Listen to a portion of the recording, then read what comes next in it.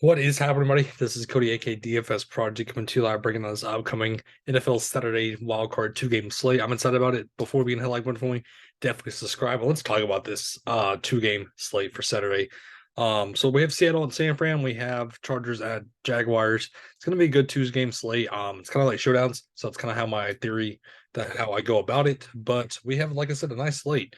So let's talk about it. Seattle at San Fran. Let's just actually hold on. Let's do position by position. Let's start with Justin Herbert, 6'6". I like the upside he brings to the table. He's kind of my favorite quarterback on this slate.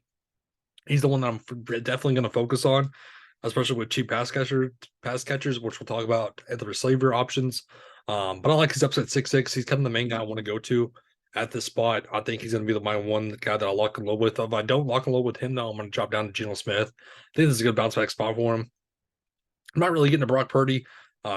T-Law, I don't really want to get to him. I like the Chargers defense. So let's go to running back, though. CMC, the big news, though, is Elijah Mitchell is back.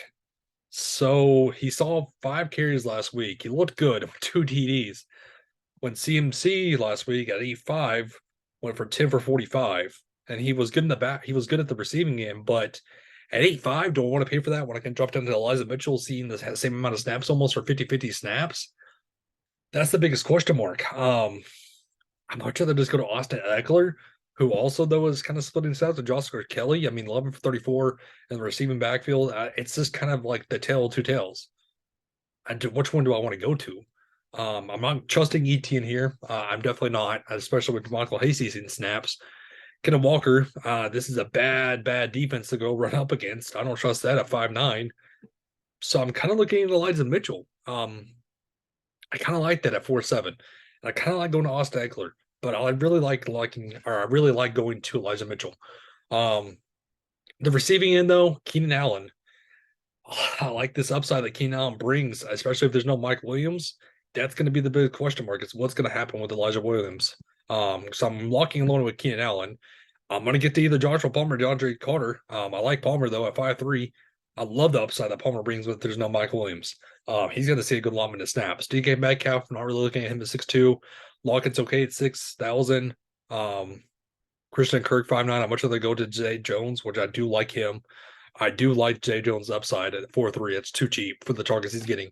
Deebo Samuel's okay at 5'7". Just a bad matchup for him. Also, I'd much rather go to him than Brandon Ayuk. Marvin Jones is a cheap option to look at 3-4. But I'm kind of sorry.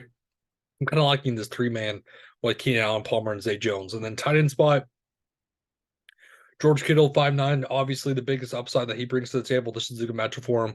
Evan Ingram, I like the bounce that spot for him at 4-2. I don't mind going to Gerald Everett, too, if there's no Mike Williams. Between Noah Fant and Parkinson, I'd rather go to Parkinson. He's seeing the same allotment of snaps. And then defense-wise, it's a crapshoot. I go with any of the defenses. I don't really kind of pick and choose. But again, this is what I'm kind of looking at. Like I said, I like the Justin Herbert stack with Keenan Allen and Joshua Palmer. And then I like running it back with Zay Jones to keep the same close. And then Elijah Mitchell, he's just seeing a good allotment of snaps. But this is a breakdown of the 2-game slate for the wild card. I'm excited about it. Let's go Chargers. Let's go Seattle. But this wraps the slate process, though. Thank you for tuning in. It was a great stay for us tonight. Have a good one, everybody.